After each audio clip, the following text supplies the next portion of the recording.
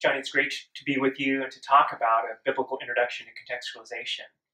You've had a lot of insight into this Peter and Cornelius passage, and I'm eager to hear your take on it.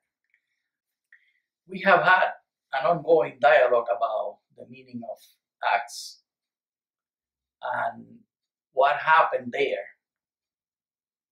I am very curious how you feel about it, Len.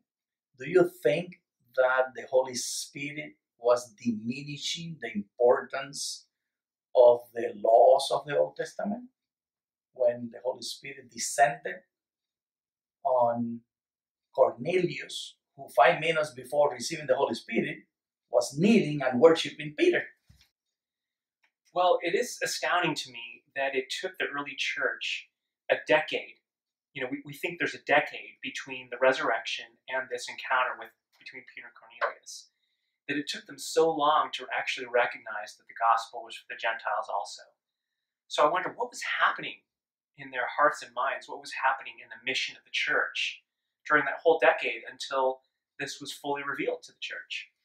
Yes, and you very skillfully avoided my question, because it is of discomfort to me, and it must be of discomfort to you and to everybody else who is a believer. 5 minutes, the entrance of Peter, 5 minutes before receiving the Holy Spirit, Peter is being worshipped by Cornelius, meaning many things. He did not understand the supremacy of the Godhead. He had no knowledge of the basic stories of the Old Testament that form and shape the New Testament, which was yet to be written. He had no understanding of Jesus' ways of seeing the Father. So, would you welcome at your church someone who has worshipped you? Right, it is a tremendous conversion that happens, again, for both of them. And I wonder whether, how Peter responded to this, like you said, the inappropriate worship of himself. And he did say, stand up, I'm only a man. Yes. Right? Yeah, and of course, it's what is behind this that we need to rescue. Mm-hmm. Because it is not that Cornelius did not have an experience and relationship with the Godhead. He had one. The scriptures are very clear, telling us that Cornelius was a man of prayer. Not only that, the Holy Spirit and angels were talking to him and sending messages. Mm-hmm. While at the same time, he had a cosmology, a vision of who God is and the order of the universe, where he could kneel before Peter. I think it had to do with the cultural expressions of the day. Caesar was to be worshipped, and Cornelius, in a manner of speaking, was saying, I am no longer going to worship Caesar, I am kneeling before you as representative of the God who has brought a message to me. That's being generous. Mm-hmm. That's as far as we can push it. Peter was really, really uncomfortable because being inside the house of a Gentile was a dirty business. For us, it will be similar to, for us as ministers, going into a brothel. Into a brothel. Into a brothel. Yes. And there, the Holy Spirit falls on one of these naked women and naked men. And then we say, what does separate them from us? We have to baptize them.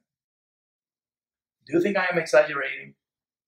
I think it's a great modern day contextualization to see how shocking it was, and which is why the other apostles in Jerusalem were so opposed initially when they heard of what had happened. Right, so I think that's a good frame. The pushback was one of holiness. The pushback was, where is the scriptural authority to do this? The covenant was with Abraham. You had to be circumcised. You had to be part of the covenant.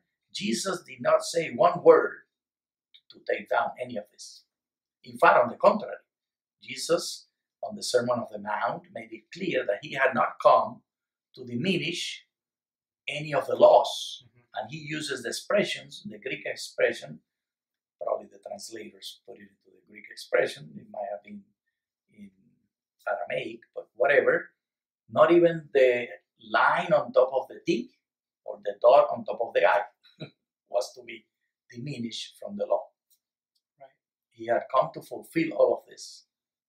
And time and again, Jesus also said that he had come to preach to the Jews, even calling the Syrophoenician woman a dog.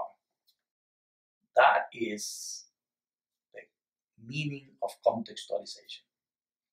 Making the church, the leaders of the church, uncomfortable by acknowledging that the Holy Spirit is bigger than our doctrine, than our understanding of cleanliness.